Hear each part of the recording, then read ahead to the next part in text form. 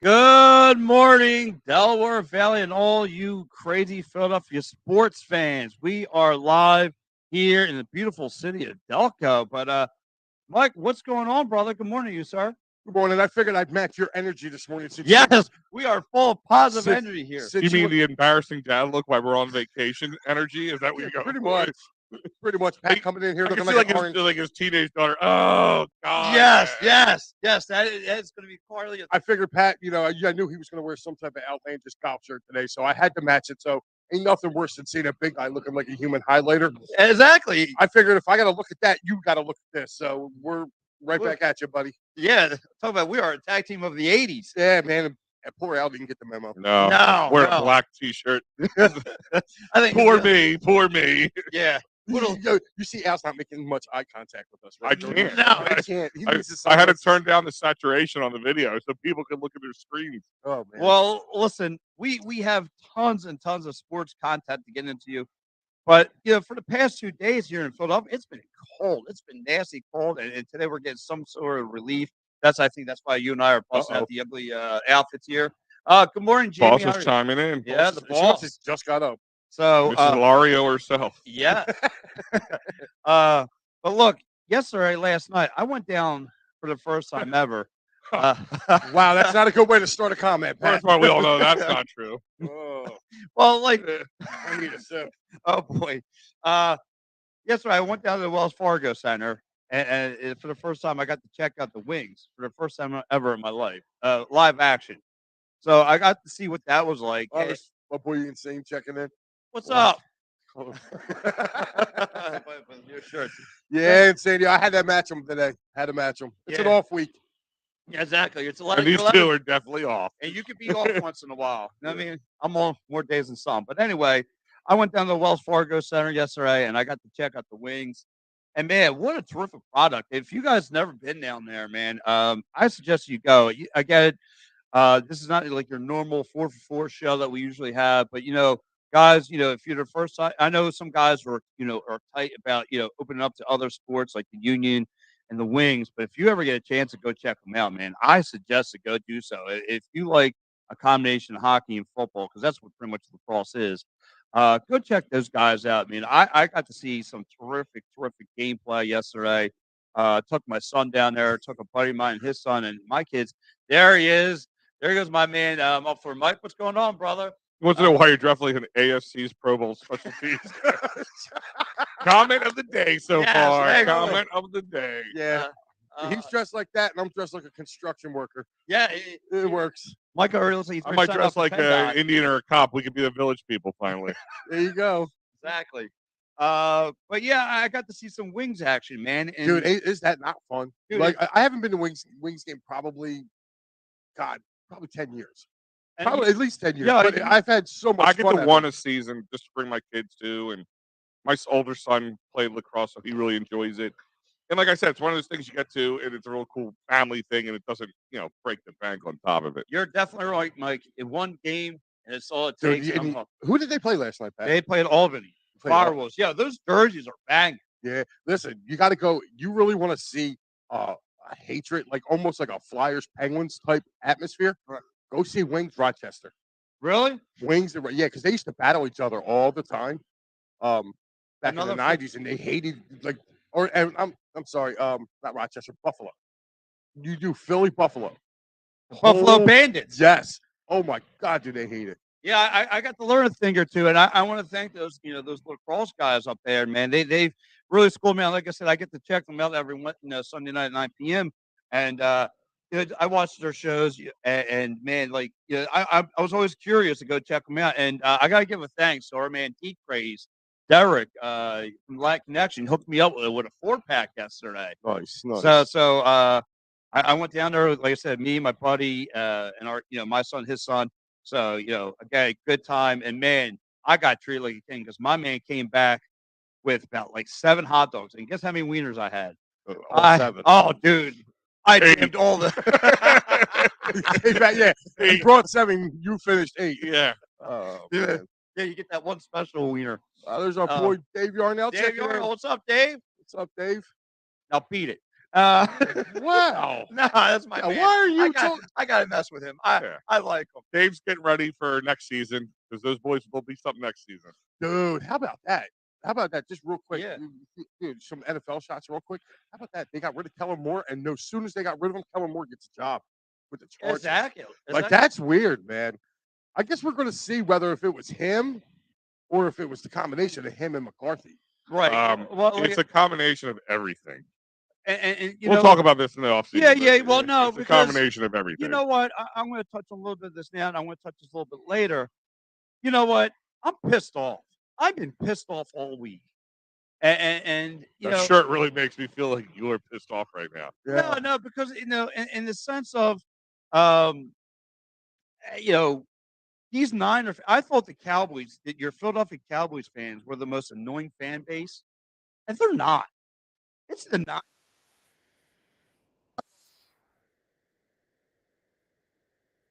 Yeah, and I've got a last medical. week, their true colors. Oh. And listen, and to their extent, they've been right about this fan base.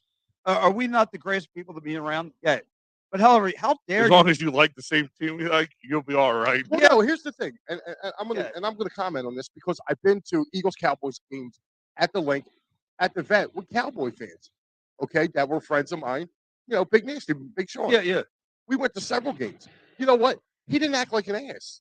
You know, Right. he went there. He rooted for his team. You know, he had banter back and forth with him, but like, you know, he didn't act like an ass. You know, but you had some of these Niner fans coming from the West Coast From the Bay Area. talking about bang bang. I think it's just Niner gang. I think it's just people in general. Like for instance, Joey Sheeran, we were talking on our show. He walked into his aisle right next to a Niners fan. He goes, "Oh, this is gonna be interesting." He said the guy bought him a beer right away and said, "Listen, we're just here to enjoy the game." And they cheered when their team did well, you know, which wasn't often. Right. But you know, and that was it. Like he said, he was great to sit next to. But then I'm sure, and then there's ones that got 2 rows in front of me at the game, and if I could have reached across, I would have.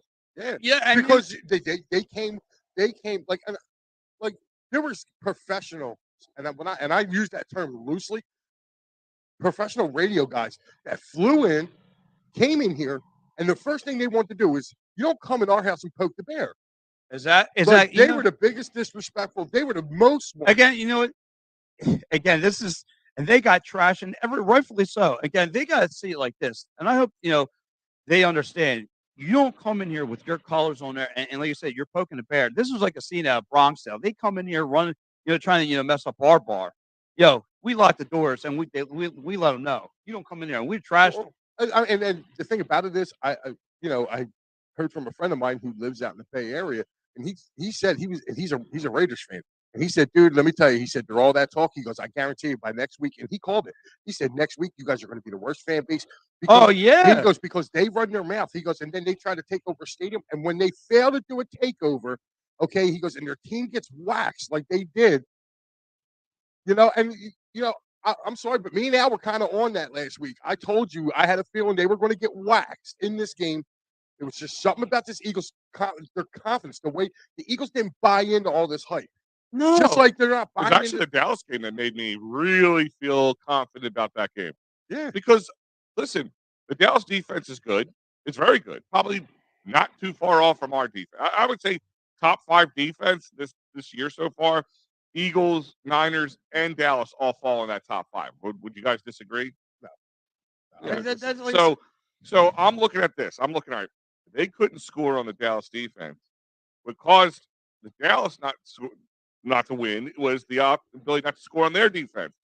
I wasn't worried about not being able to score on their defense. That was the thing. So I'm like, to me, I'm like, I know you can't look at one game and decide with another game with the strategies and all that. And they're going to make the excuses. Oh, my quarterback went down. Well, last time I checked, Brock Purdy doesn't play defense. Just putting it out there. Yeah. That they were a sore loser team. The team of the Niners. You saw the fights breaking out. Guy gets kicked out. It was just I I had this feeling. I looked at it that the numbers didn't line up to me to be that close of a game. And even I had 11 points, and then people are like 11 points, and I'm like I won't bet on the Eagles. I just won't do it because I have like the superstition.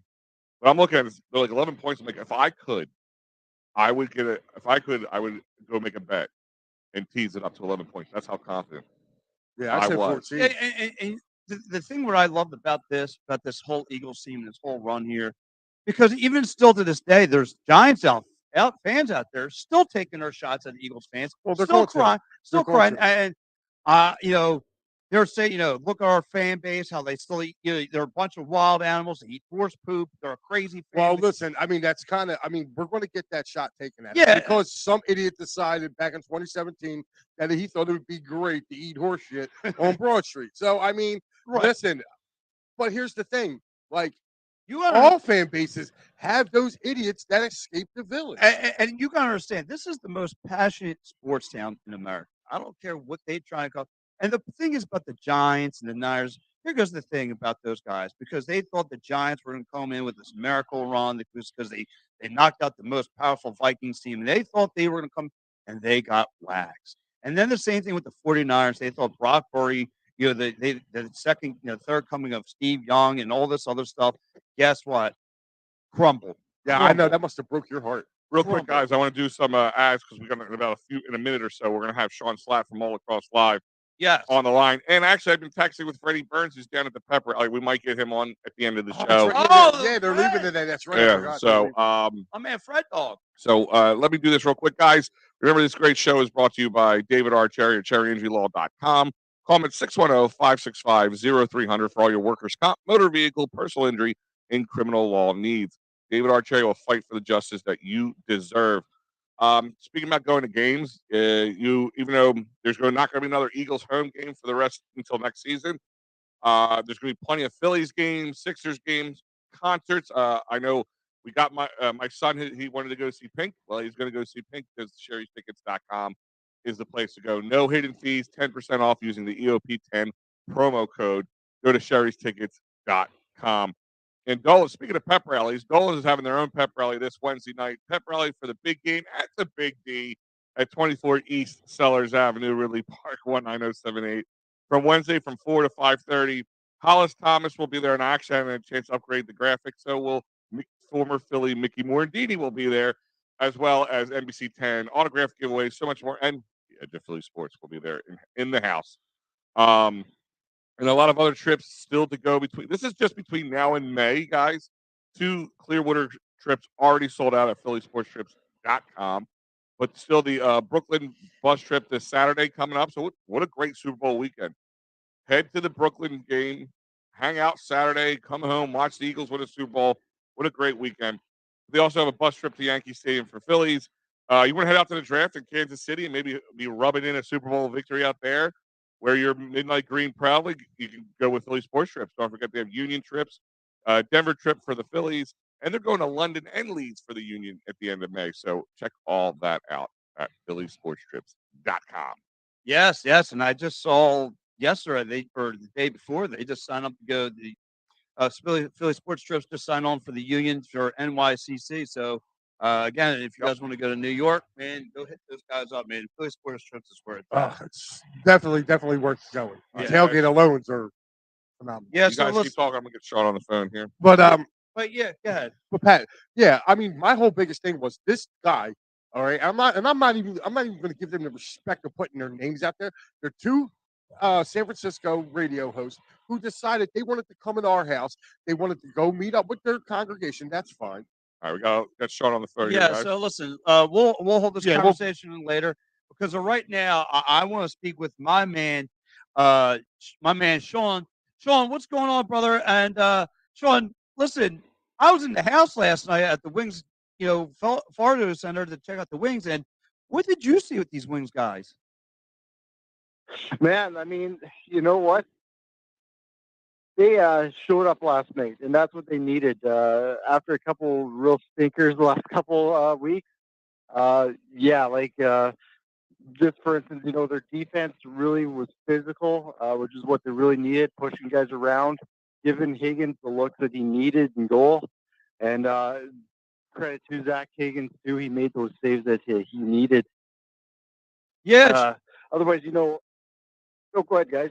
No, Shawn, you're absolutely right. I mean, the Wings came in yesterday off they tell they took 2 good leads, and then they blew them off the last 2 games, and yesterday, they made sure they put their foot on the throttle and never looked back. I mean, they had to make a statement, especially at home against Albany, uh, winning 13-5. I mean, good play. I mean, and Ben McIntosh sets the tone for the game. I mean, they were finding open holes again, very creative in the offensive zone. And like I said, Ben McIntosh between 2 defenders was really again just making bank yesterday. And how about that Joe Reese Allen, 4 goals, 4 assists, really your player of the game. Yeah, and you know what? They really needed guys like Joe Terrace and Ben McIntosh to step up. Those are your veterans. I mean, Joe is a former MVP in this league. He's expected to put up those numbers, really. And you make a good point. After having those tough weeks, this is really a big win for them. It kind of gives them that confidence now, going ahead. Yeah, absolutely. So then they get their guy Mitch Jones from Vancouver, and last night he makes a play where he's getting his own rebound and cashing in a goal. What's your take on him so far? I know they just recently got him. How much of an impact is he going to make for the Wings? Oh, it's huge. I mean, I think that's really one of the big stories of this game was Mitch Jones coming in. I think that's something Philly had been missing a lot this season is that one kind of elite goal scorer on their left side of the forward. Yeah, he had 2 goals and 3 assists and just made that immediate impact. I guess that's what you guys mentioned earlier in the week. They made a deal with the Vancouver Warriors. They sent Steph Charbonneau, a first-round pick in 2023, and a second-rounder in 2024 in exchange for Jones, who, by the way, was Vancouver's leading goal scorer at the time of that trade. Yeah, absolutely. And then, like I said, I was there yesterday checking out the game. It was my first time there. And then again, it looked like the Firewolves were trying to set some kind of defensive zone where they were just trying to clog their in front of their net. But again, great credit to the Wings where they were very, very creative. They were finding ways around, finding guys open between defenders, setting up screens where they were cashing in on all sides of the net. So what's your take from all that? What's your take now moving forward with the Union? I mean, I'm sorry, with the Wings. No worries. Yeah, they just got to keep doing what they've been doing this night and on a consistent basis. I think that's the biggest thing with them right now is consistency now, making sure that they come in every night. Again, that point that you made, they had a 7-1 lead at the half, and that was the big question is, can they hold on to this lead? They've shown time and again that they collapse in the second half. If they can continue that up, they should be back in the hunt. My colleague Mike Kostick wrote a great article about pushing the panic button, and he mentioned that Philly's one of those teams that maybe it's time to push that panic button. And I think making that trade for Jones, that panic button has now been pushed, and they are now looking a lot better than they were earlier. Question, Shawn, it's Al here. Yeah. I know I saw how the team was built at the beginning. I know I talked to you, Gary, and Mike a lot about the Wings themselves, and like they made a lot of big moves in the offseason. And then, of course, now this big move, which you kind of referred to as, I won't say a panic move, but a move to really shake up the system a little bit.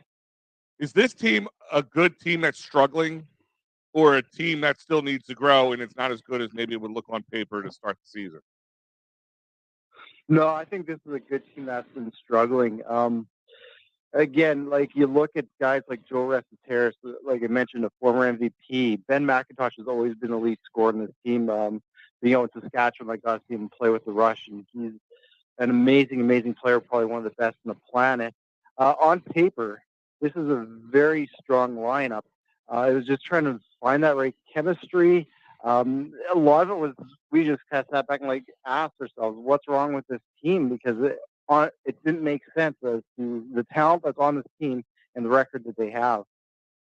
Hey, Shawn, this is Mike. I just wanted to ask the rivalries in major indoor lacrosse, are they still the same? Like, I know being a Wings fan from when I was younger, we hated Buffalo.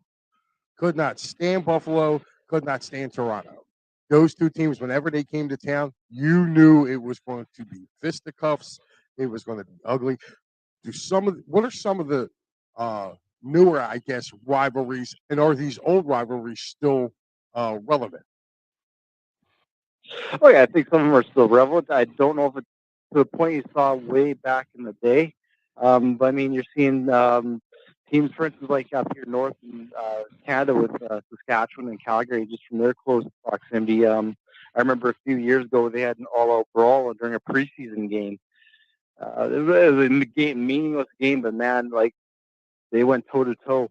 And then again, in that Buffalo area, Buffalo, Rochester, you're seeing kind of some rivalries with Halifax now. Um, so there's definitely still some new rivalries out there. I don't know.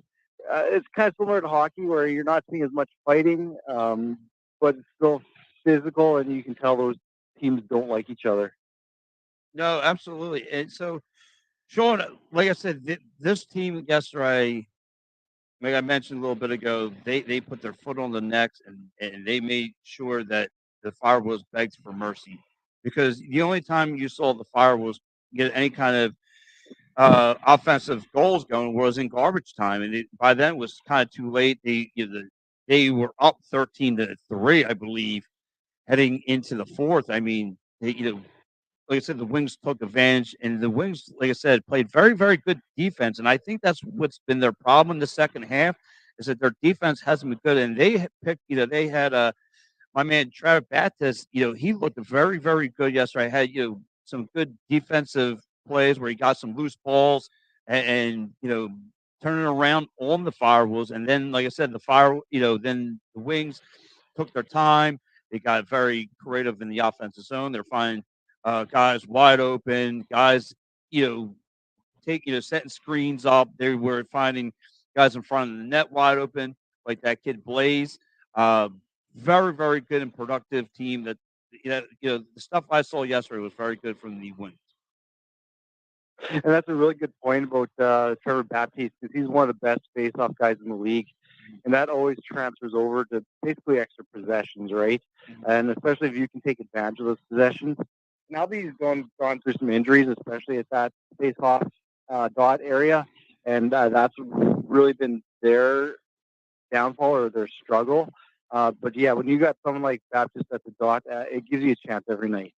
No, absolutely. So in about 2 weeks, though, they are going to see, as Mike alluded to, they're going to see those Buffalo Bandits who sit at the top of the hill. This is going to be very good momentum for the Wings, though, to go against that tough team. How do you see that playing out? Yeah, it's definitely good momentum. They're coming in against the juggernaut against Buffalo. This is a team that's, as I say, is always the bridesmaid, but never the bride. They can make it to the final, but they can never actually lift that cup. And I think they're out on a mission this year, especially they have some aging guys like Matt Vincent, Gold, Dane Smith, some real elite guys who are starting to age and really pushing for a cup this year. So I think it's going to be a really tough game for the real tough game for the Wings.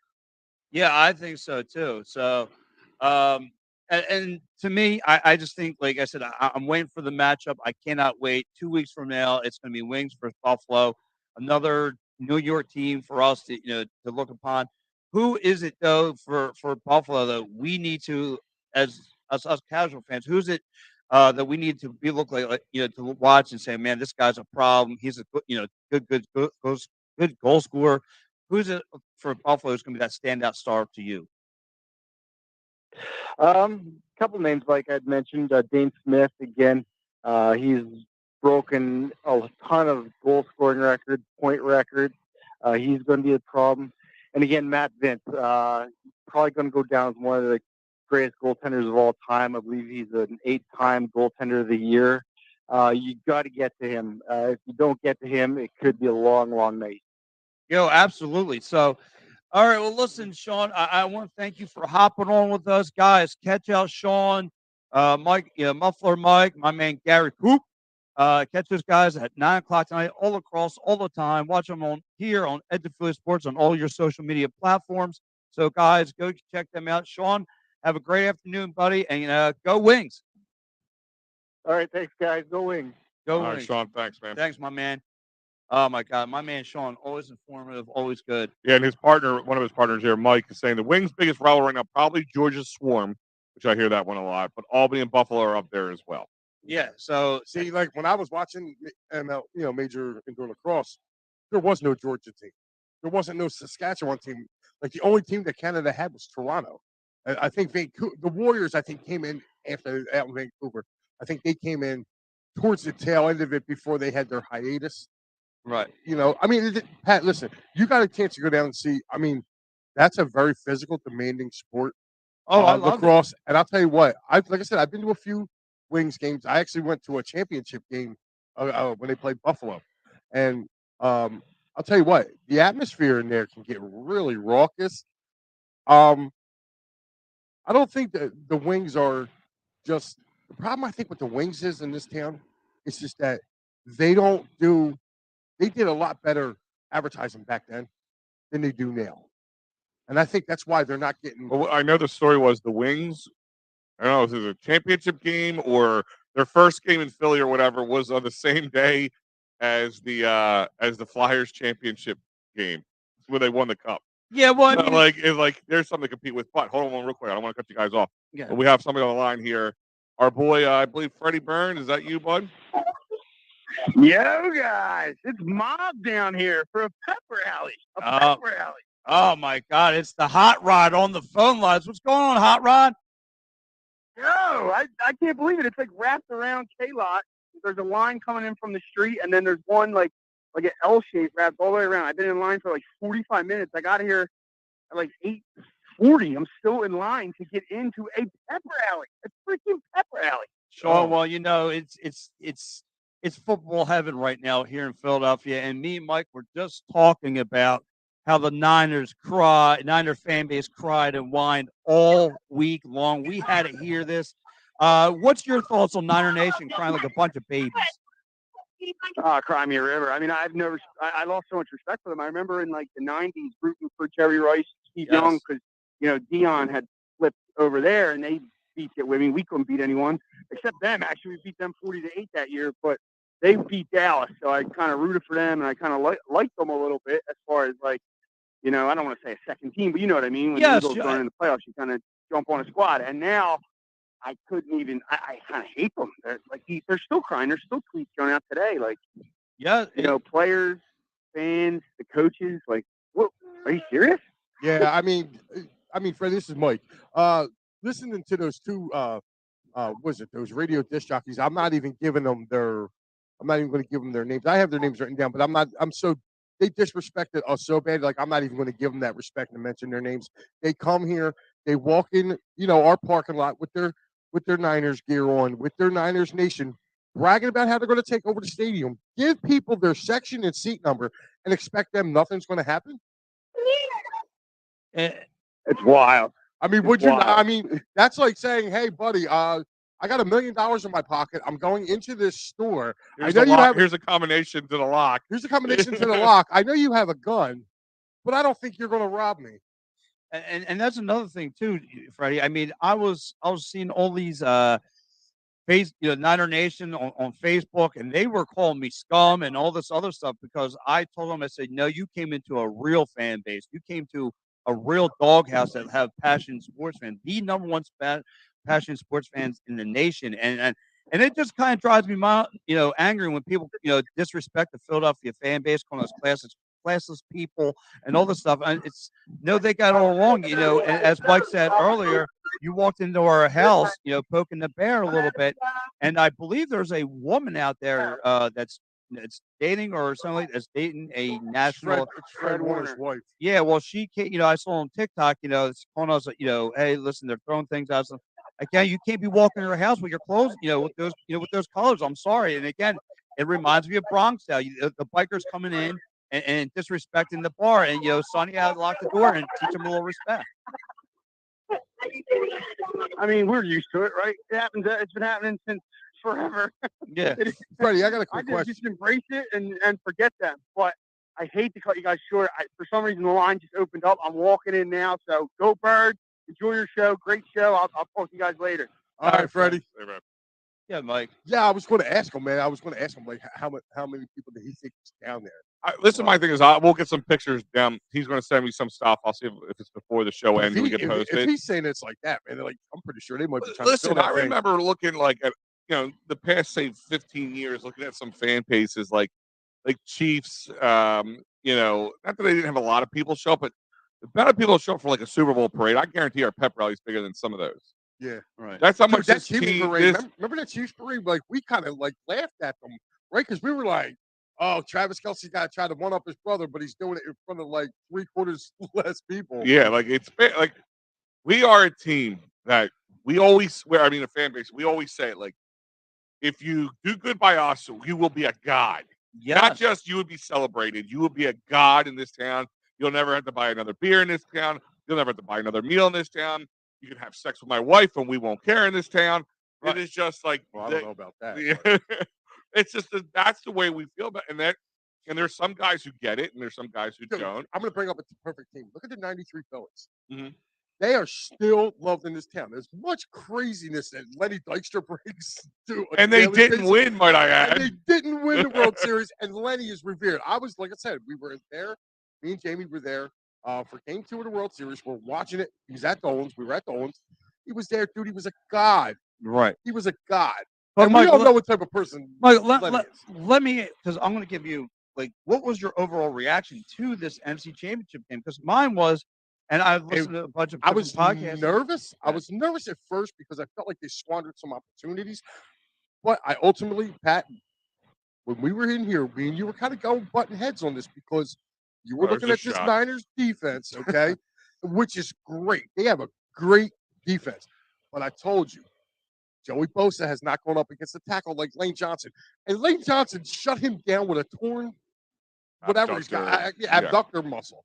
He's not even 100%. And Lane Johnson shut him down. And he even had to go out of the game. Yeah. I mean, like he went out of the game for that. Well, that was a freak injury, though. Yeah. I mean, like here's my thing is, and I want, and this is, I hope Niners fans are listening real closely. You can blame calls on the ref. So could we. I was in the end zone right by where that ball hit the wire. I pointed right up at the wire.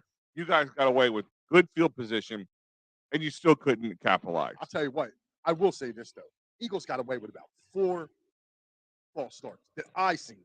Like, watching the game on TV, watching it, I'm like, oh, that first touchdown Miles Sanders ran, the whole right side of the line was moving before Kelce even snapped the ball. So we did get away with a few penalties. But what I'm going to say about the Niners is that I'm sorry, and I think me and Al kind of alluded to this. I kept saying they haven't played an offensive line like ours all year long, and it was going to show. I'll tell you what, the RPO game had Greenlaw and Warner confused as hell. You go back and watch that second touchdown by Miles Sanders. Literally, Miles Sanders is running past the level of Fred Warner before he starts to move. Like, that's how well, like, they ran it. The Eagles were just, their offense took it personal. That's because that's all you kept hearing about was their defense. The Eagles got disrespected. Oh, they've been getting disrespected all year. This is why I'm sorry. I feel real sorry for Kansas City. All I heard was, wait till the Eagles play the Niners. Wait till the Eagles play the Niners. That's all I heard. And like the funny thing is, because here goes my, when I watched the whole game.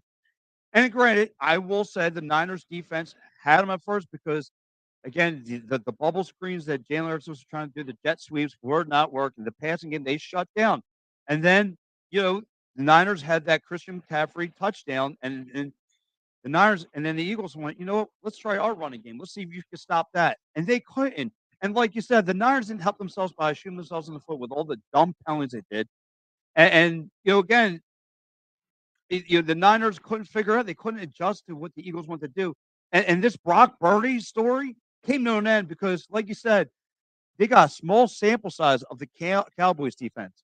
Now they played a legit defense. Well, Cowboys defense is legit. Like no. But like I said, they got a small sample size. But yet, this is a defense that's better than the Cowboys. And now all of a sudden, they got punched in the mouth. They got punched in the mouth. And here goes the thing, like you just said, Mike. The Eagles got disrespected because, they played an easy schedule. They played this. They played this. They haven't played nobody. You stacked them. And then all of a sudden, you put the Niners in front of them. And all of a sudden, Well, they only had a third string, fourth string quarterback. I don't want to hear the excuses. Yeah, I no know. more. I wasn't hearing those excuses when Carson got cheap shotted by Clowney a couple years ago, right? We got told to deal with it and shut up, right? And, Yeah. and us Eagle fans, we dealt with it. We were like, look, okay, we didn't have a back. Our backup tore his hamstring in that game.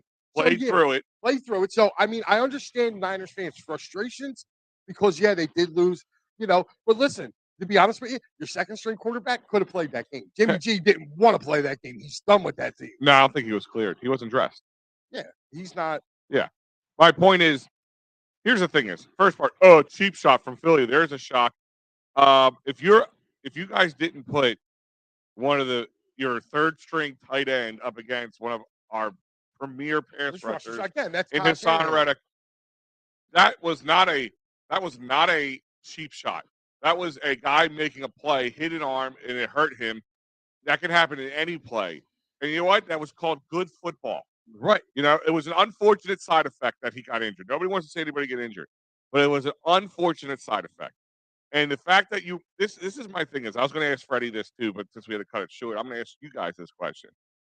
Has the mantra of it's Philly, their fans are savages, they're cheap, da, da, da, da, da, da. Is that just like what losers say to make themselves feel better when they lose to Philly? Exactly. Listen, they gotta do whatever to, I guess, make their way about it. So, I mean, whatever makes them sleep comfortable at night. All I know is this: on the football field, they didn't they didn't live up. You know And what I then mean? exactly, and like you just said, Mike, Bosa trying to go against a banged up Lane Johnson was still not good enough. So you know what they tried to do? Here, let's put him on the other side against Malata. The Guess what happened? melodic pancake, that was a great thing. But I will say this: what I loved about it was our defense. Like, I'm sorry, that's all we kept hearing about was McCaffrey, Debo Samuel, Brandon Ayuk, Kittle. That's all we kept hearing about Who? all week about who. Who? Yeah, did Kittle even play? I mean, Debo only had He had his first catch like almost by the beginning of the end of the second quarter. Right. It was he had 3 catches for 33 yards. Debo had 3 catches for 34 yards. Good point, Joe. Says the opposing fans mess with the bull, then they cry when they get the horn. Exactly. Exactly, my man.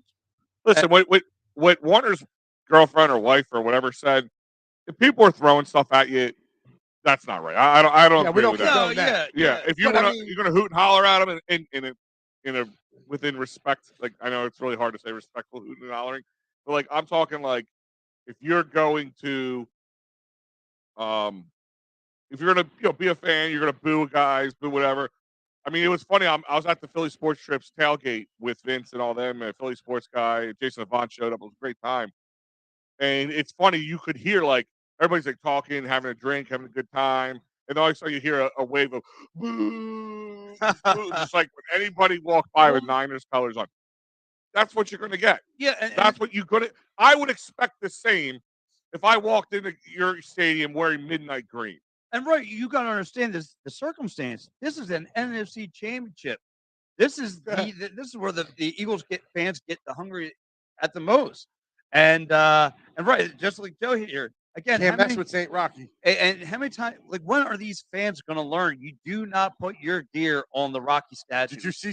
Travis Kelce said that. He said, "For the love of God, Chiefs Nation, do not mess with Rocky." Well, there was a picture. They took like a red T-shirt, and wrote Chiefs on it. Yeah, I'm like, there's probably a Philly fan trying to cause the curse to happen. yeah. Like, I don't know. I mean, it was really cheesy. It was like a red T-shirt with black marker, and it said Chiefs. It might have said Chefs for all I know. I don't know, but But anyway, man, again, and to your point, Mike and Al, the Niners fan base, if that's what makes you feel comfortable at home, calling us names because your team did not show up in the big moment. Here's my thing is they had a great little story run. But those are kind of story runs that just sometimes usually don't pan out. Like our 2017 story run should have never panned out. It really, like, the stars really had to align for what happened for us to win our first Super Bowl. But my point is here's a team that's kind of reminding me of of the Bills, especially back in the 80s. Teams that keep going there and getting close to it and just tripping at the finish line. And unfortunately, you lost 2 starting quarterbacks. Okay. And you had to go down to your third string quarterback who did not lose a game until that day. If Niners fans, if I jumped in a DeLorean, gunned it to 88 miles per hour, and I said, listen, Niners fans, They're going to put your third string quarterback. He's going to win. He's going to go 10-1 in his starts. And know what the You'd best be excited about it, right? right? And you know, Unfortunately, the one was the one you didn't want him to lose. and the best part, look, this was their Nick Foles story. Was their guy, their Nick Foles. But however, at the same breath, as they're sitting there taking shots and crying about us, they're questioning their coaching staff. Well, They're they should. They should. I mean, I'm sorry, Kyle Shanahan. I'm sorry. This dude's overrated. He is Yeah. The highly word overrated. genius is thrown around a little too much for my comfort. Yeah, but I'm saying, like, he blows some big games. I mean, Coach of the year candidate. yeah, that's another thing too. Like, I'm so glad the only one who got it right was Fox. When they ran their thing, they threw Nick Sirianni in there, and you end up winning it. Yeah. You know, but that's okay. Don't give us the accolades, because the biggest accolade that a coach can achieve is being a Super Bowl champion. Right. You know what I mean? So guess what? Nick's going to have the last laugh, because if anybody thinks this Kansas City Chiefs team is beating this Eagles defense, you are sadly mistaken. And let That me defense is going to eat. I'll give my prediction next week when we do our show. But like, looking at the Super Bowl preview, I'm sorry, Chiefs Nation, you're not winning this one. yeah, so let me ask you a question too, Mike. If they do win the Super Bowl, like I said, we'll talk more of this about next week. Let me ask you a question. If they win the Super Bowl, where do you have Nick Sirianni listed as a great head coach for the Eagles? No, you can't do great. Well, where do you put Doug Peterson? I mean, it would have been the same. It would have been the same scenario, right? And I think Doug did it with a bit of a lesser team. He did So if do it. anything, Yeah, but I got to put Nick in front of Doug, and only the fact is because his first year he made it to the playoffs, and now all of a sudden, like this dude knows how to coach and all this stuff. But however, I got to bash his, and I love him to death. My man Matty B cannot come home Tuesday and say this guy needs to be fired. How he wrote Yeah, I'm second sorry. Super I Bowl love Howie tag. to death. I mean, I love Matty to death, but Matty, this is not the time for you to come on and say he needs to be fired when he just got voted executive of the year again. Like, this is twice now in 5 years that he's got it. You know, I understand he may be angry with some of the things that maybe Howie has done, but I love you, Matty, but nobody. I think Matty's getting it. I think he's getting the point across now. Yeah, there's a hill. I'm not going to die on it at this point. No, you got to come off that one, my man. Yeah, you got to come down off the mountain a little bit there on that one. I mean, and to be honest with you, I mean, I was looking at some of the things here, and Pat, if I could, I just want to do. Al, did you see some of the prop bets for just Super Bowl MVP? Yeah. Some of the odds, dude. The best odds I see right now, for Super Bowl MVP, 34-1, Hassan Reddick. Really? 34-1. You throw $10 on that, dude, it's $340. Now, I already haven't voted my MVP of the year, I have my two dark horses. or maybe most underrated player of the year. Right. My two dark horses for MVP. One is Boston Scott. He's 150-1, which means for every dollar you put down, you win $150 if he gets Super Bowl MVP. And Kenny Gainwell is at 130-1. Yeah. Like, I'm sitting there looking like those three, like Boston Scott. This would be a game that You can put $1 on that. Yeah. Yeah. Like that's something you can win a couple, $100 Yeah. quickly. Like that right there. Like I thought it was really funny. The easiest one, and our boy, Pat, our boy, Paul Spencer told me the best one. It goes up to $500. He said he places it every year. Opening kickoff, touchback. Really? Yes, whether it's going to be a touchback or not, you can bet up to $500. He said it's the easiest $500. Joe Sullivan said I took Sanders and Reddick. Wow. Here, I just got some updated pictures here from our boy Freddie. This is the line of people heading out to the field right now. Lord. They're letting people on the field. Oh, Like this is the line that they're standing in to go out. Yeah, it's on the field. I didn't know that. I thought it was in the stands or something. No. It's out on the field. They do what they do for like concerts. They put that plastic on You top. see this, Niner fans? This is what we call a real fan base. This would probably be bigger than if they actually won the Super Bowl this year and we had they had a parade. I don't know, but whoever that jacket right there, that's a cool looking mascot. I don't know what it is. So At first, it was like a quick Iron Pig. Yeah, but that's it's what I not. thought it was. I was like, closer. wow, that looks like the Lynx or the Lynx from the WNBA. yeah, so like I said, again, and you know what? Like the most concerning thing about these fan bases, the Giants, the Niners, everyone in the NFC because they'd see the reality to the movie. Well, here's what happened. The Giants fan base, they got sucked in. Okay? They got sucked. And listen, they got a good future ahead of them. They got Shawn, the GM, who is he's trying to. They admitted that they screwed up. Yeah. Okay. They got rid of Gettleman. Like the best thing in the world would have been for them to give Gettleman like an 8-year contract, and then they would have had Joe Judge there for another 8 years. That would have been the best thing for the Eagles. The worst thing happened. Like Shawn got brought in from Buffalo. He brought Brian Dable in. That Giants team's going to get turned around. The problem with the Giants fans is they got sucked in. Okay. Right, they bought into the product. They bought into what it was. Well, this is what happened. Like we would have bought this, guys. If it was the other way around, we would have bought. I mean, people were thinking, right, we would have. Oh, the Eagles had a chance to make a good Super Bowl run last year. I wouldn't be pooping on the Giants though if they came in here and waxed us, or if we went there and they waxed us, and then they played the 49ers and they waxed it. Dude, I'm definitely going. See, man, they're the better team. Now the problem is their media up there likes to take shots because again, like us, we're so passionate. We don't take that BS line down. If somebody takes a shot at us, the first thing we want to do is defend. Look at Craig Carter, for instance, from FAN. This dude, the last month, has gotten so many ratings because all he does every week is just take shots at the Eagles. He had Jalen Hurts. We always said that the best way of becoming popular in this country is either hating on the Eagles or loving them and so how much. about that nobody from up there too? There's another nobody. Carlton or how's his name? I know you're talking about. Yeah, it wasn't the one that used to work down here. It was some nobody that's, it looks like he's sitting in his mom's basement doing a podcast. And he's like, and he got traction because he started taking shots at the Eagles. And I'm like, dude, I just write it on there. Take all the shots you want, bro. Yeah. You're making us famous. Well, it's funny. So, you know how they lit up green the Empire State Building? That's great. So they said whoever wins the NFC and the AFC, they were going to light up the Empire State Building. So they also said about the Super Bowl. So if the Eagles win the Super Bowl, that'd be NYC Panic Green. That'd be twice. That'd be twice. Yeah, I hope it does. Because, they did light it up red for the Chiefs, too. Yeah. But nobody's saying nothing about that. Yeah. Well, it's not your rival. Like, you don't care. Right. Hold on, time out, though. You really think they wouldn't? They probably would have pitched. They probably would have pitched a bitch, too, if it was the Niner colors. Can you imagine that being green or red and gold up there in New York? Like, they probably no. They, I'm without. They don't care. They only try. Hold on, dude. Giants Niners got a hell of a rivalry. They do, but it's not like us.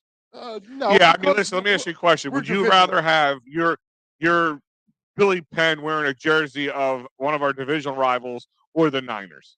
Right. They have a rivalry with the Niners, so their rivalry with the Niners is probably just as strong as as in the division. You got to remember how many times they played each other. I don't think it's. I don't know. I mean, you're not old enough to remember Joe Montana getting knocked out by Leonard Marshall. Trust me, dude. There's heat there. There is, as we say, the heat, bro. There is heat between Giants fans and 49ers fans. They don't like each other. Same thing with Dallas and Niners. Like all those good teams from the '80s, and the Giants were one of them. They all don't like each other. So no, I think it would have had the same reaction. It didn't matter who won the NFC title game. If as soon as those colors go up, those Giants fans were going to have an issue with it. Well, listen, Mike, we could talk about this all day long. I feel like a dog in heat as we speak. So let me. You look like one. Is that why your legs sore? Well, I told you I walked in with a limp. But anyway, Mike, there is a basketball team that we got to get into because there's also a coach that got Coach of the Month. His name is Doc Rivers. And yes, I'm saying Doc. And I know a lot of people will be twisting my nipples in a little bit. Oh, it's good. I got you. But listen, you got to give the guy credit where credit is due. He's coaching his team very, very well. They had one little slip up this past week, losing to Orlando Magic because the kids came out hungry. And then. Hold on. Stop. We'll say the kids came out hungry. No. They did. No, they did. They took that game off. That was a scheduled loss. Oh, I don't want to hear it. I don't know if it was a scheduled loss, but they took them lately. Like, you don't lose that was a scheduled halftime loss. Yeah, like because they were up 20-some points, and they just felt they could coast on it. And that was a young, scrappy team who said no. And they were hitting buckets. They couldn't. Right. They weren't missing. How about our boy Markel? I think Markel Futz. Yeah. Look. Listen. You can say whatever you want, man. He had two pretty good games against the Sixers. He's look. Yeah, he's really worth that first round pick. Woohoo! But listen, hey, he's remaking a name for himself down there. Is he? Yeah. When you go from the most touted player of your draft the overall first overall pick Right. to playing in for the Magic, who has been the most irrelevant team Has been the basement. since Shaq left. You know what I mean? Like is listen, that he's really had a- making a name for No, yourself? yeah, he is. I mean, he is. It doesn't I mean, matter. does that team now have like playoff aspirations? No. They're not that far out. I I don't think know. what, second and third in the basement. Yeah, Oh, that's Take a look. I mean, because I that's could've like what 1-2 steps no, up. I could have sworn they were like, maybe like 13th, but I didn't think Yeah. they were. I didn't think they were that. that's pretty low. I mean, Yeah. it's 15 teams. They are 13 out of Yeah, 15. like I but- said, 2 steps up from the basement. Okay, but you're laughing. But you guys forget the top 10 teams making in the playoff round. Okay, and they're You not got gonna that 6 to 10 playoff bracket that gets pushed through. So, I mean, So just to give you an example, right now, if they would stand today, they would be 13. But they are, if you want to say the top 10, there's still 3.5 games out of the top 10. okay. With the Raptors and Wizard between them and the Pacers sitting at 10. The Sixers are still at 3, 2 games out of first place. Okay, let's play devil's advocate for a second. Say for instance, they make it up the charts a little bit, squeak into that pre-playoff. Oh, Whatever. listen, they're not going to do nothing. But I'm No. just saying, the kid's having a good year. Like, I'm sorry, he's to me, he's showing signs of overcoming. You also got to remember too, he was what 19 years old when he got drafted by the Sixers. Sometimes it takes a minute for him to mature, bro. That's all I'm saying. I got you. He had a mental block. He forgot how to shoot, dude. Sometimes that happens. If you take a look at writers. Writers get writer's block. Where they just look at a piece of paper. He's averaging 12.3 points a game. His 3-point is 32.5%. And he has 5.5 assists. I mean, that's him right now this season. And that's not too far off from his career as well. Right. I'm just saying he's been these 2 games I saw him play this week. Well, that's the he thing is I better. think he plays up a little bit for the Sixers because here you go. He had 18 points the first game and he had 12 points the second game. But guess what? But he was 4 for 4. Like this is my thing is the first game they played up. We let our guards down. They played up. They took advantage of us. They deserve that win. We deserve that loss. I'm going to say that right off the bat. But the second game, we said, "Oh no, we Matumboed them." We just waved our finger at them because here's Markelle Fultz again. He was 4 for 14 for field goals. Okay, he no 3-point, didn't attempt one. He had 2 rebounds. He had 4 steals. I'll give him that much, and 10 assists. That was it. He was more of a facilitator that day than a scorer.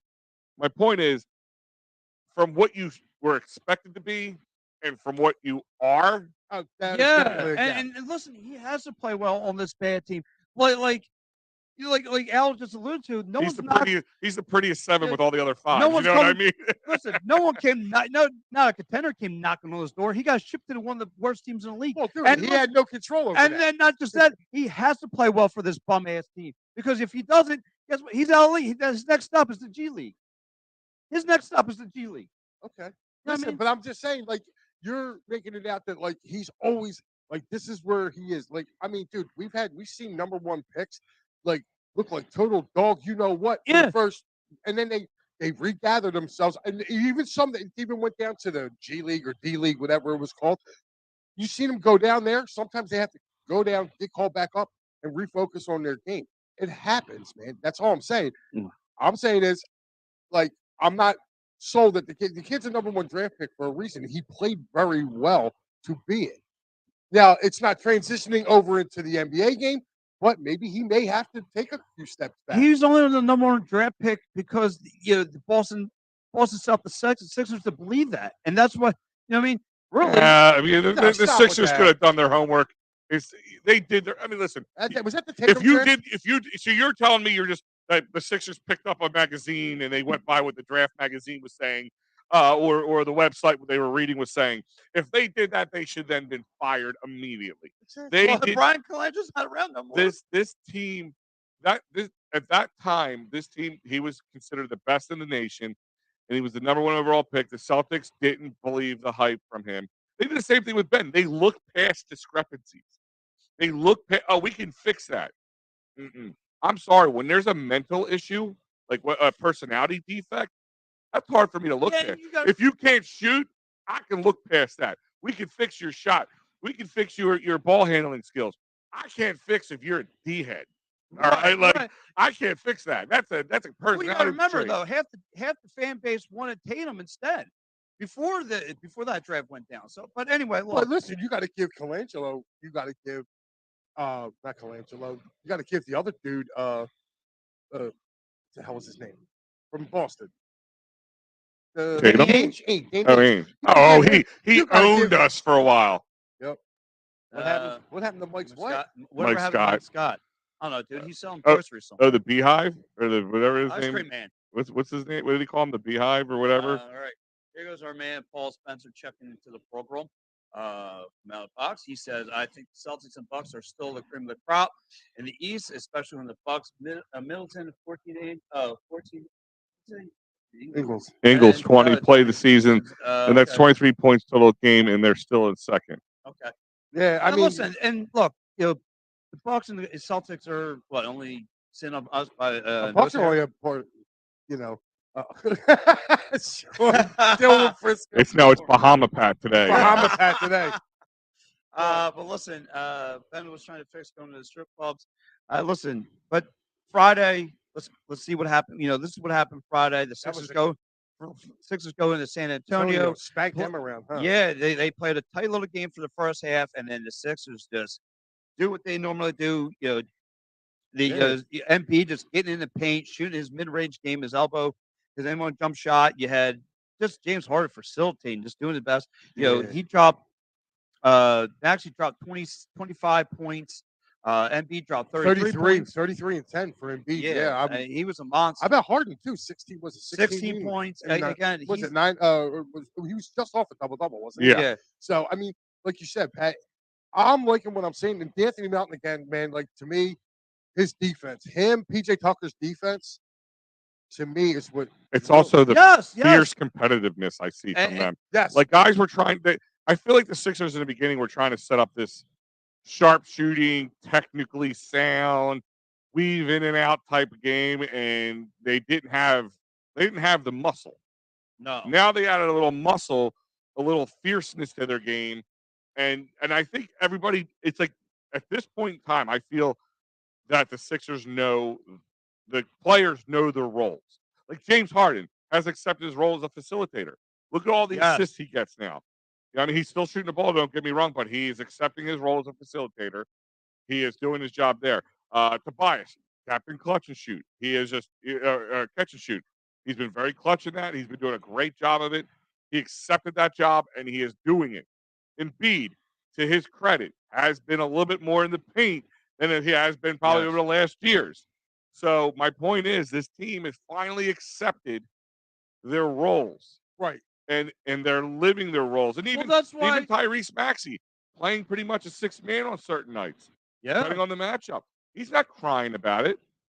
Daniel House Jr. is a guy's like he's not getting as much play time as he would normally get anywhere else. Anthony Milton, shooting from the perimeter. You got good, you got this team playing very, very, very, very good. Again, the defensive zones have gotten better ever since Doc chewed them up. Like that's been their problem. So, and this kind of brings me to my next point. The NBA trade deadline comes up Thursday. What do you think the Sixers' needs are? And I was listening to Dobbs and Ray Burns this past Thursday, and I couldn't agree more. They think they need a second big man in the rotation. But I think you could go for that. But I think if you keep Montreal Harrell being your second big man, I think you're okay. It's his inconsistency that makes Montreal Harrell a hard sell. So, like that was always probably that's why Andre Drummond was loved in this town. Yes, because he picked up for Embiid. He was not scoring like Embiid. He was not Embiid at all. But when Embiid leaves the court, the plus minus changes dramatically. But at least when Andre Drummond was here, it wasn't a huge change, like the dramatic change we see now. Yeah, he was more of a defensive presence. Yeah. Question about Drummond: where is he now? Is he still in Brooklyn? Or did he leave via free agency? I believe next year. Because I'm pretty sure you could probably work a deal to get him in. Right, you could work out a deal to bring him in. Like I said, I'm not so sure. I just think you need more of a 3-and-D guy. I saw reports that the Hawks and Kings are looking at Thibault. Yes. So what can they get out of it? Who's going to sell you the best buck? Because, like I said, I think you just need a 3-and-D guy. You need someone who can shoot from the three, and you need some guys to play defense. I think you could probably get Capella out of Atlanta. You need that. Can you imagine if the Sixers got Capella out of Atlanta? Yeah. I mean, he's a catch and shoot guy. He's a catch and shoot. It all depends on what they want. I don't think they're giving up any key pieces to this team. No, Like the Tobias Harris conversation, all that stuff is right off. I mean, unless they just offered you a house for it. But if you a couple bench players, that or even like a Springer or something down, maybe they make a move there. What was the guy's name that Joe was bringing up? Sully from Charlotte, the kid from Charlotte. You said might be available. Oh, I know your name. Joe, if you're watching this, man, type his name in. The kid from but Joe was talking about that. Like that could be like a modified bench piece for the Sixers. The kid from Charlotte. I can't remember his name now. But I remember Joe was talking to me about him. I did my research on him, and now his name's slipping me. But I think the Sixers will. I think it's going to be a minor move, though. They're going to get. I think it's going to be an improvement somewhere. I just don't think they're going to. It's not going to be any. You're not going to get another James Harden. Yeah, no, but trade. I think if anyone's going to go, if any kind of name is going to be going off this team, it would be George Niang. And here's the funny thing you just mentioned. Mike just mentioned Kyrie wanting out. If he gets traded, that means this Nets game there'll be no Kyrie, and Kevin Durant's still not back, right? No, he's still out from his injury. It's Ben Simmons versus the Sixers. Oh my God! That would be hilarious. He'll tuck his towel and go hide somewhere. Oh, his back will start spasming, is for sure. Yeah, his back. It's going to be a scrub game by the time we get done with it. How much longer do you think Kevin? I think Kevin Durant's going this year. Well, like I said, there's trouble in paradise up there. Yeah. Why? That's my question. Why does he want out so bad? Like, here was a team that was pretty good. They were in front of us. They were in second and third place at one point in the division. I mean, they fell off. They've had some losses, but they're only behind. They're out of. They're 2.5 games behind us, and 4.5 games. The Lakers out are of in the first. front running for him. I'm still seeing. Please, anywhere he goes, you're going to lose. And you know what's going to happen? They're going to try to package Westbrook up or something. That means we get to see Westbrook's butt ugly face a few other times. Go for it. And I saw Zach LaVine wants to go. The trade rumors for Zach LaVine is still out there. So, like I said, this is an interesting. He's a good ball player. Yeah, he would be a guy I would love to see. I would love to see Zach LaVine in a Sixers uniform. I think a lot of people would. That won't happen. But right, they just signed a huge contract. Right. Well, I mean, I just saw the trade rumors were out there. Like I said, he just signed a huge contract, didn't he? I don't think so. Didn't they just lock him in? I was just looking at a bunch of Woj reports. Woj got him getting traded. So maybe I'm wrong. Maybe I'm wrong. Yeah. So again, it's going to be very interesting to see where this team goes. Yeah. So, but he's $215 million. Oh, well, 5 years, $215 million. He's not going anywhere. He's stuck there. I didn't think he. Because I saw some reports this morning. Yeah, I didn't. That was as of December or something. I don't know. Well, I mean, I think they do that just to get. I was about to say, where's Bradley Beal going too? Like he just signed a major deal. I mean, unless Chicago is already regretting it because they're sitting in the 9 spot, they're not playing as well as they would hope, and they're trying to unload that and figure, all right, well, we'll just sell him to somebody else. But the Sixers couldn't pick up Zach. What are they going to give up? You give up Tobias Harris and you're right. And whatever, and some. We have no draft picks really to give unless you want the. You're about to give him. You want the first overall pick from 2037? That's what you got to offer him. Yeah, no max. No. So here we go. So, but tonight we do have Sixers versus Knicks in MSG. The only productivity that you get from the Knicks is Jalen Brunson and Julius Randle, who Sean, I've seen this as well. The Vanderbilt, they've been linked to him from the Utah Jazz. Actually, funny things I heard. So we just saw him in town. Bones Highland, who's a Delaware guy, who plays for the Jazz, right? Has been linked to. Apparently, he was having issues there. I don't know what these issues were, and they were talking about trading him. And they said, "Well, that'd be great for the Sixers. He would be a very good bench piece for us." But that's what you need. What you have to give up for would be a different story. Yeah, like I said, you got to see what the Sixers are going to get in return, and and you guys just see who's selling. You got to see who's selling. You go to one of these bottom feeder teams, and you got to scout out what you want and see what can help the Sixers depth. This next 7 days is going to be really important. Yeah. Of course, leading up to the Super Bowl, but I mean, you got 2 Knicks games, which the Knicks are what 7 or 8 in the standings or something right now. Yeah, they're Yeah. seventh. They're So seventh seed. so knock them down a couple times if you can. But you got the Celtics on Wednesday. So I'm gonna have to be my show's gonna be going against the Sixers Celtics game. That's That a should be reaction. interesting. And again, this will tell you what the Sixers are made of going against Boston. But for tonight, like I said, you got to deal with the Knicks. Jalen Brunson dropping 41 points He's a against beast. the LA Clippers the other night. You had like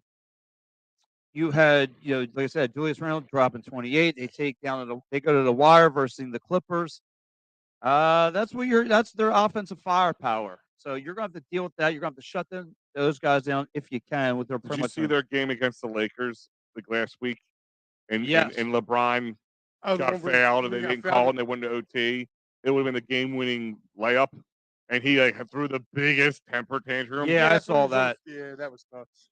However, that man's chasing Kareem Abdul is what you call it? His scoring.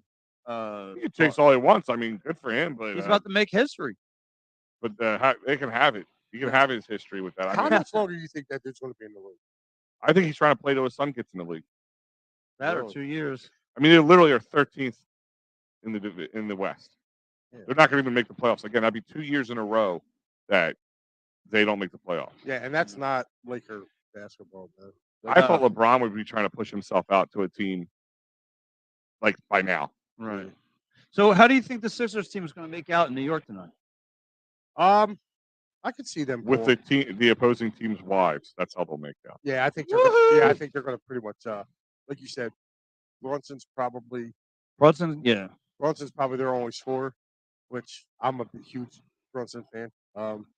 But I'll take the Sixers by I'll say 12. Yeah, like I said, you have to deal with Julian Randle inside the paint, and Julian Brunson can shoot anywhere from the perimeter, from inside the paint. Our boy Cowboy Dave says I can see the Sixers moving Korkmaz and maybe Thibault.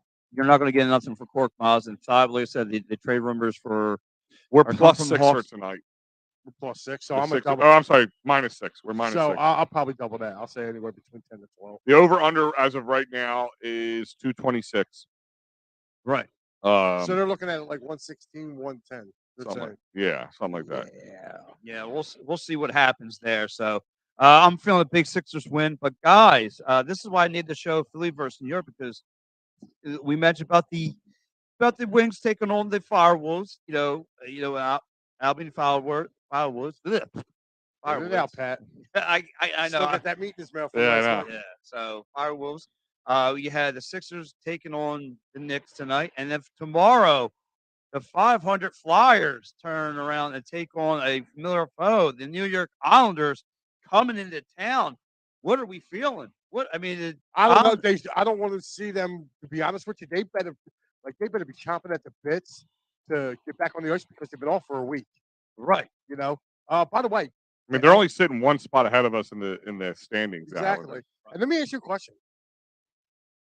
Wasn't the All-Star game this weekend? Yes. Yeah. Did you guys hear any publicity for the All-Star game? I didn't even watch it. I didn't care to watch it. And I used to, of all the All-Star games, I used to love hockey. Same here. The skills, I wish they just made them all skills challenges. Forget the games. Yes. Just do skills challenges. I saw some videos on. See, I think the thing is, this is where like social media hurts them, because everything I want to see about the All-Star games, I go on Twitter. Because it's going to have all the highlights. Like, that's all I want. I don't care about everything else. I couldn't even find where the games were. Where were the games? Where were they on ESPN Plus? I have no clue. I guess, but and I'm with you guys. Yes, you are. Yeah, obviously you're sitting here. You're right here. That's all I care about. It's a skill competition. Like, I like the slap shots. I like all that stuff. So's your boyfriend. Woohoo! But I mean, I could care less the East versus the West and all that stupid stuff. Man, the division thing. I thought they kind of got away with that. Like, just make it East versus West. I thought it was just so much better when they did that. And another thing, so like, you back with ESPN, right? ESPN Disney, you got to do a better job. You got to do a better job of promoting that. All if I'm Gary Bettman, I'm kicking in their doors, going, dude, I'm paying you all this money, okay, to promote our league, okay, and this is how you represent us. I'm sorry. I heard hockey fans did not. I didn't know where the hockey game was. The And no, no, games. and that's what I said. The bad part is, unless you're outside of Philly, like half the time they put these games on ESPN Plus, and the guys who are the locals came to watch. Yeah, we get blackouts.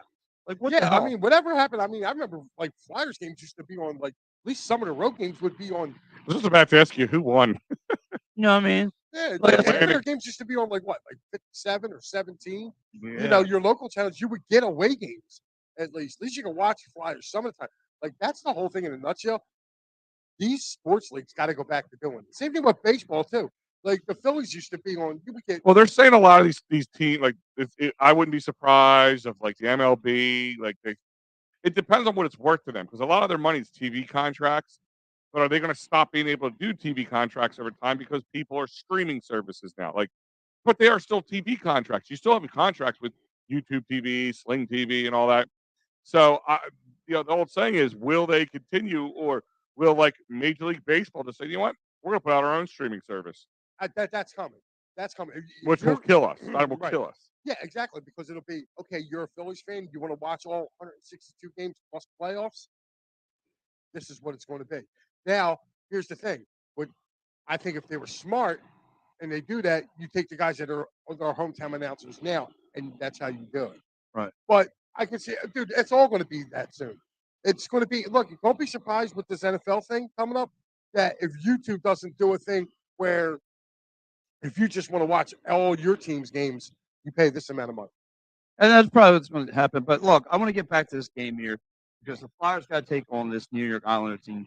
You got Brock Nelson, who's got 19 goals and 27 assists. You got Matt Barzell, 12 goals, 31 assists. You got Andrew Lee with 12 goals and 16 assists. And then you have the second best goalie in the league, Ales Sorkin. He's number 2 in save averages. Mike, what do you have? Can this Flyers team get past this Islander? Just keep playing the way they were playing before they went on the break. Like, Yeah. listen, when the Flyers are peppering and they're working the zone, they're a very dangerous team. Like they were averaging 3 goals a game. Correct. Now, I'm sorry, that Islanders team, you know how they are. They're built on defense, so you have to try to get in through their defense. But Carter Hart's going to have to play a good game, and the Flyers defense is going to have to play a good game because that's how the Islanders are. The Islanders will sit back. They're the old New Jersey Devils. They sit back, they wait for you to make a mistake, and then they pounce on it and they try to score. That's what they do. And that's what the Flyers just got to keep pepper them. You know what I mean? They're going to have to get them in early. Like I said, the Flyers got to have their legs under them tomorrow when they come off the ice. You've been off for over a week. No games. I'm pretty sure they've been practicing, but no game or nothing like that. They got to come out flying tomorrow night. And hopefully this crowd, they'll have a nice crowd down there tomorrow. Maybe the crowd can get them going a little bit because, I watched a few Flyer games, man, and it's like you're sitting in a morgue. Well, like I said, Mike, they walked out with a shutout, 4-0 against the Winnipeg Jets in their home. So, like you said, hopefully that'll open some eyes. Again, you have this faux team of yours coming into town. You switch up lineups. You mix up Kevin Hayes and connecting on the same line. I mean, what do you do to stop a team like this? Because for a while, the New York Islanders has had this Flyers number for quite some time, and they are setting the I think they're 2 points away from a wild card spot. So they're going to play. They're going to come in here just as hungry. So, like you said, the defense has got to be on their A game. Carter Hart needs to be on his A game. You're going to have to get creative in the zone. You're going to have to do a whole lot to stop this Islanders team. So I would like to see some decent play from Kevin Hayes, like he's been doing. He's been our facilitator. He's been setting up guys, Travis Konechny. He's been setting up, the young studs like Wayne Allison, Morgan Frost. I want to see those guys get busy. I want to see. Listen, ain't it so great to finally see? I've been waiting for Morgan Frost for 2 years, and I felt like the Flyers kind of wasted him a little bit up there. Sending him up to Lehigh. It's good to see him. I think you put Frost, like I said, I would love it to see them keep Frost and Farabee together a little longer because I think they have a great chemistry. I would like to see them if the Flyers do make a trade, okay. I need them to go get a right winger to go along with Farabee and Frost. Maybe go get a veteran winger to go with them guys. And I tell you what, I think the Flyers could be potent if they do that. Now, will they? That remains to be seen. Plus, too, Pat, you also got to realize too, Flyers are up for sale. So that's looking kind of. I would imagine within the next probably 6 months or so, they're probably going to be sold. So It's funny. I'm looking at this. There was a hat trick in the All-Star game, and they said nobody's throwing their All-Star hats on the ice because it costs $38 a hat. Yeah. What's your take on this Flyers versus Islanders team tomorrow? Listen, like you guys said, it's they have to come out where they left off from. They have a couple games coming up against you got the Predators and the Oilers, and then you have a back-to-back home and away with the Kraken. you got a home and home with the Kraken. The home and away. Home and away. What's that? Home and home.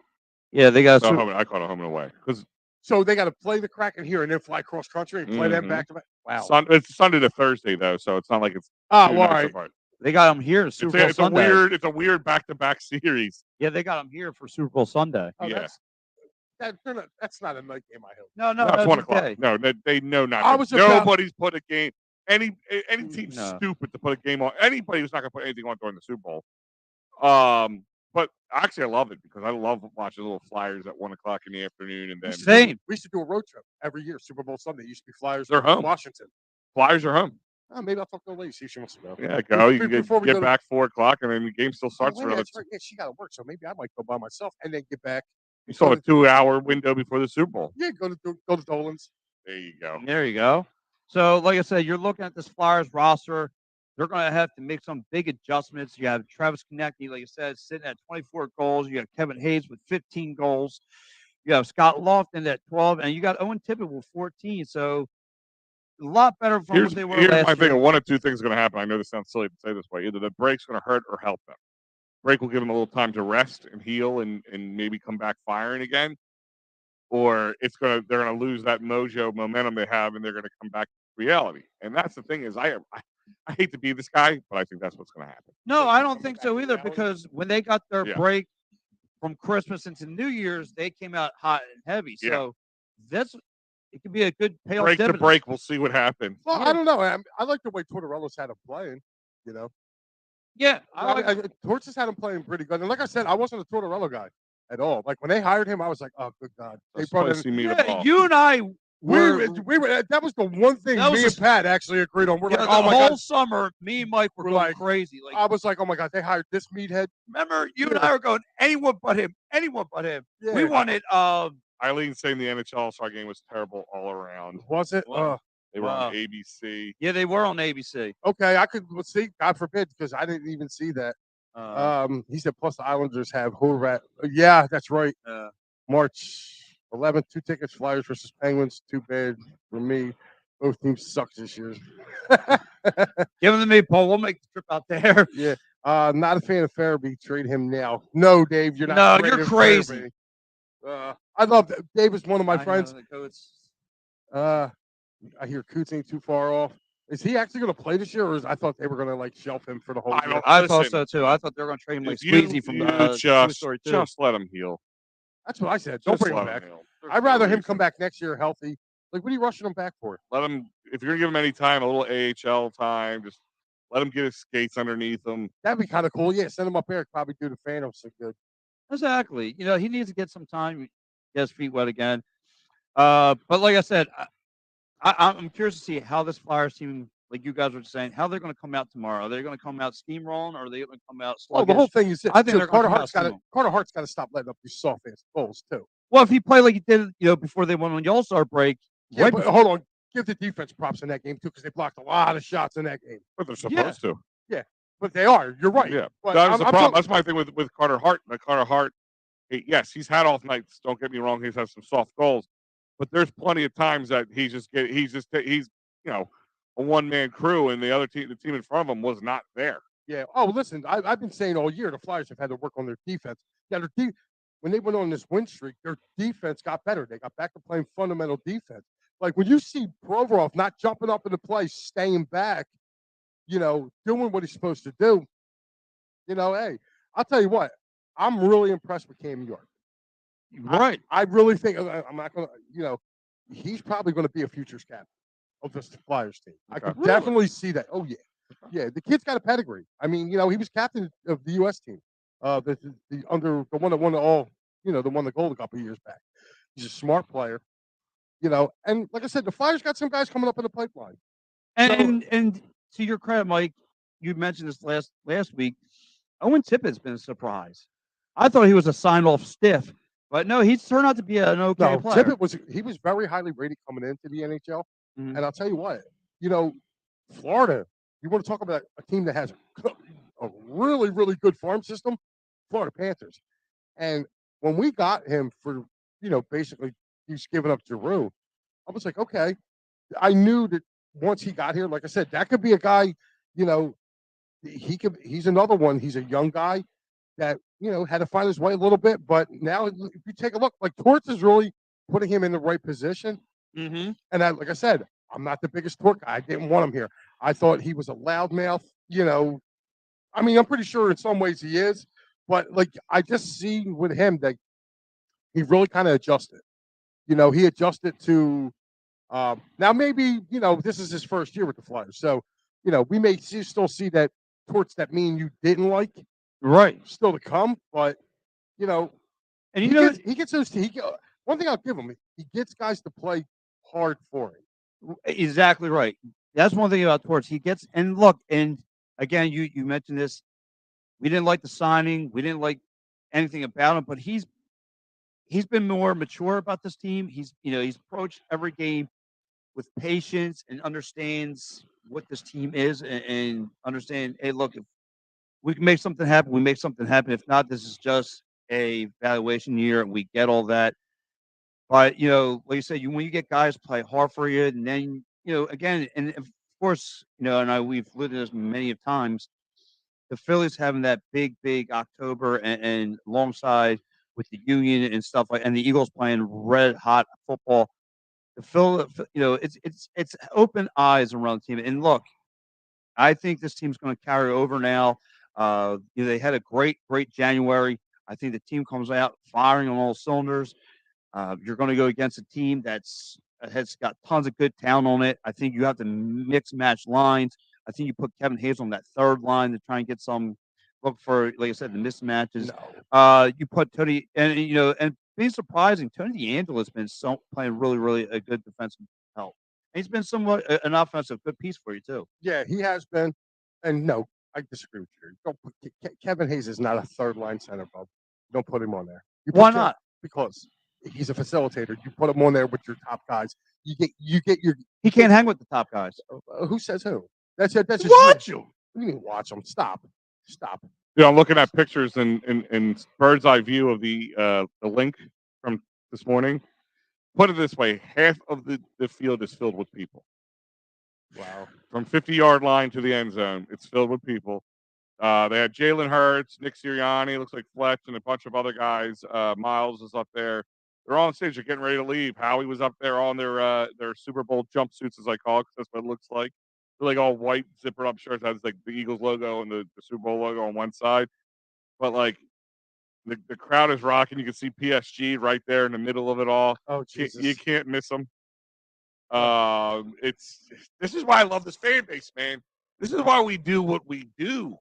Like that's what I love about it. Like it's I don't know. Like to us, it's so it's so second nature to see something like that. Like if you went to another town, like you know another city, and you're like, wait, Mike, you don't do this? Yeah. You're like, this isn't normal. Again, people will never understand. You don't have an Eagles toothbrush. You don't have oven mitts that say Eagles on it. Like your wedding wasn't moved around, so it would not interfere with an Eagles game. with the Eagles game. Oh, that's great. Yep. Instead of being down at that pep rally going nuts, I'm sitting here looking at Al wearing all black and a creamsicle. That's your new nickname, Creamsicle. Hey, listen, Creamsicle. that's my nickname at the Blue Oyster. Okay. Yeah. Jesus. God. At least I drank my coffee. Yeah, right. I got my Is it all the coffee. way down? All right, guys. Don't forget the show is brought to you by David R. Cherry at cherryinjurylaw.com, 610-565-0300. Workers' comp, motor vehicle, personal injury, criminal law. David R. Cherry is your man. Check it out. Check him out, cherryinjurylaw.com, or give him a call at 610-565-0300. Philly sports trips, guys, they're heading out to Arizona. And if you're going to be out in Arizona, if you're one of the lucky ones who are going to be out there and able to enjoy, at least maybe you don't get to go in the game, but you're going to enjoy the atmosphere, you could still sign up for they're taking over McFadden's in Arizona, and you could still sign up for that if you want to. But these are all the trips signed up between now and then. There's been some added since I put this graphic together, but this is what's going on. 2 sold out Clearwater trips already, guys. Check out the rest. Go to phillysportstrips.com. They have different prices for different outings that fits all budgets. Check it out, phillysportstrips.com. If you're staying local and you want to get tickets to a great sporting event, concert event, or theater event, the promo code is EOP10.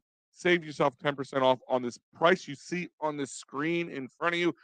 There will be no hidden fees. You will not get a surprise $150 fee.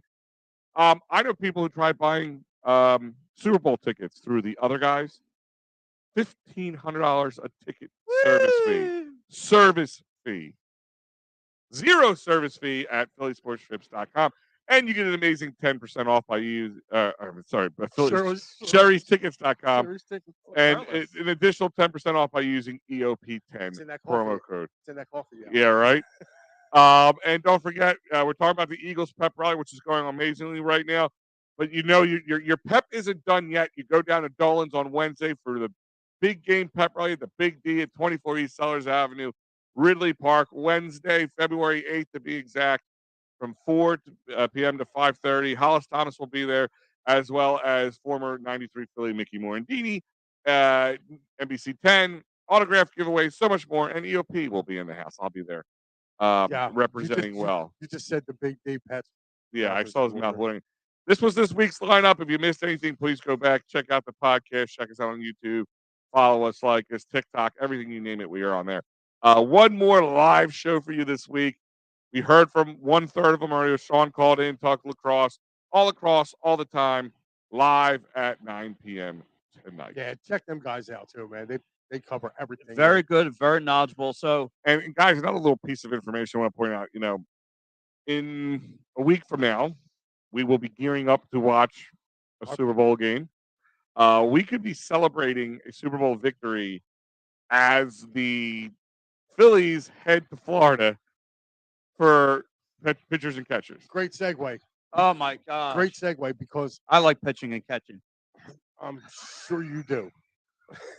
You're probably more the catcher than pitcher. But anyway, Hey, what's up? Dave Dombrowski. Yes. I got an underrated signing that he pulled off this past week. I don't know if Josh Harrison. Josh Harrison, bringing him back, second baseman. I thought that was tremendous. He is slowly but surely and he's not making noise. He's got an eye for talent. He's got an eye for talent. He knows how to make the right moves. Like he's good. Now listen, we lost Veerling, and we lost Mayton in the trade with Detroit. So he had to, pick up his bench piece. But I think this is perfect because it helps Bryson Stott. If there is a lefty where he can play all over the diamond. That's what makes him really good. He can play the corner outfields if you need him to. Listen, he can be a defensive replacement for Reese in those late innings. Yeah, think about this. You got Sosa. You have him, Josh Harrison. You have who's the other? Stubbs. Those are your three. I believe those are your three locks, and you got like one or two other guys. It's going to be Cody Clemens, or who's else? Who's that? Guthrie. Guthrie might. You never know. Derek Hall. Don't forget Derek Hall. See, I think Derek Hall does not make it to the Blues opening day. I do. He's a power bat. He's a power bat off the bench, man. I agree I with think that. he has to have a. Let me rephrase it.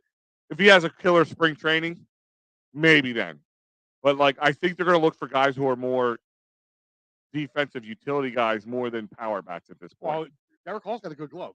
Yeah. Well, that's my thing. Is I haven't seen. We never saw it. He never played. Right. He only played very sparingly at first. But if you need to give Reese a blow, where Reese is playing before Reese blows it. Yeah, before he blows it. If you have to give him a blow, you can actually put him in there. So I like it. But I'll tell you what, my more excitement is watching. He's getting ready for Andrew Payne.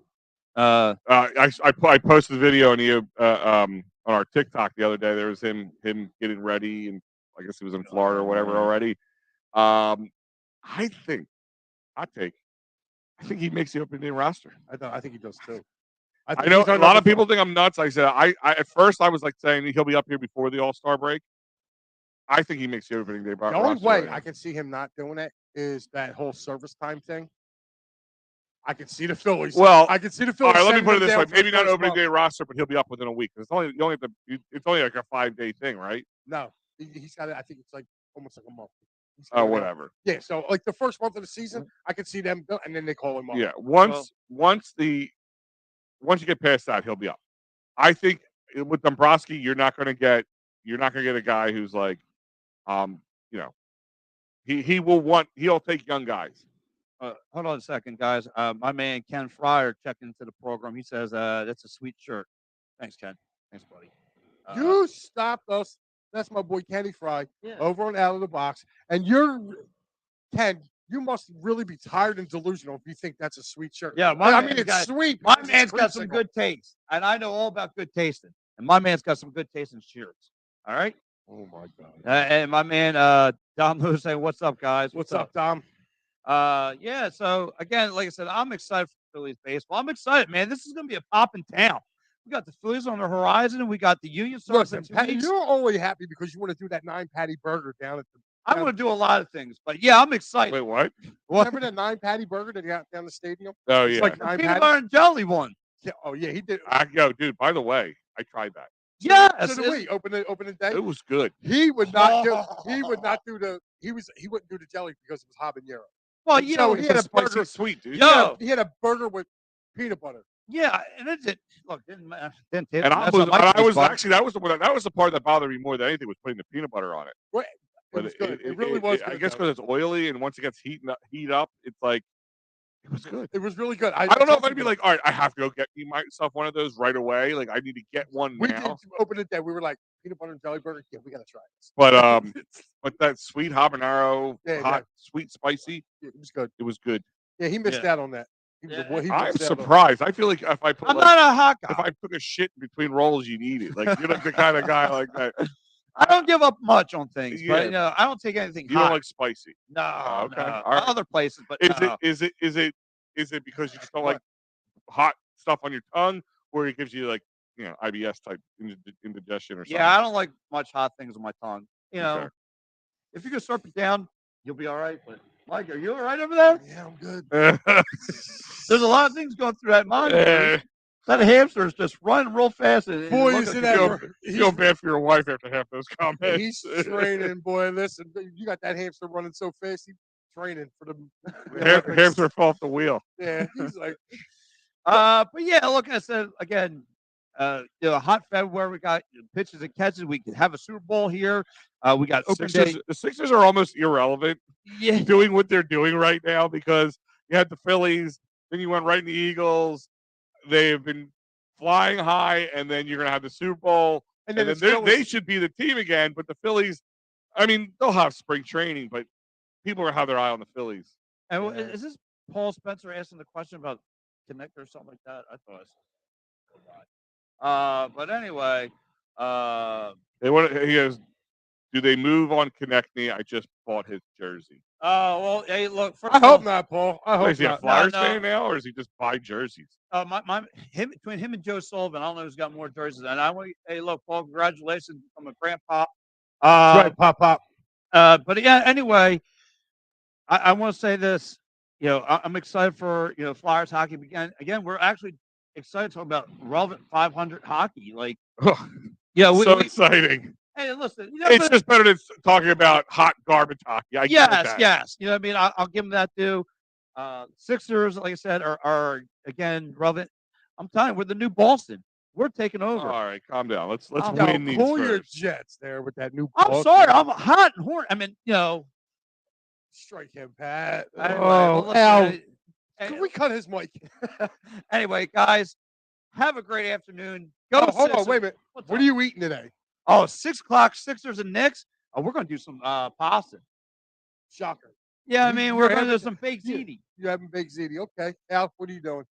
Actually, it was my son's 14th birthday on Friday. So I'm taking my family and a few extended family members out to Pika's in Upper Darby. If you've never been there, it's a very popular. It's an Italian restaurant, but they also have some great pizza there. So it's a staple of Delco. So if you haven't been there, try it out. But we are going to peak because I'll be going from here, picking my family up, and pretty much heading over there. And how about we might be going to South Jersey for some Dickies all of a sudden. I'm hearing some good things about that. We'll talk about that later. Dickies and meats is a good combination. Mike's face. It was all that I needed to see on that. Wow. One. But anyway, guys, have a great afternoon. Enjoy. Let's go Sixers, and let's suit up because this is Super Bowl week. Let's go. Oh, we'll see you next week. Yeah.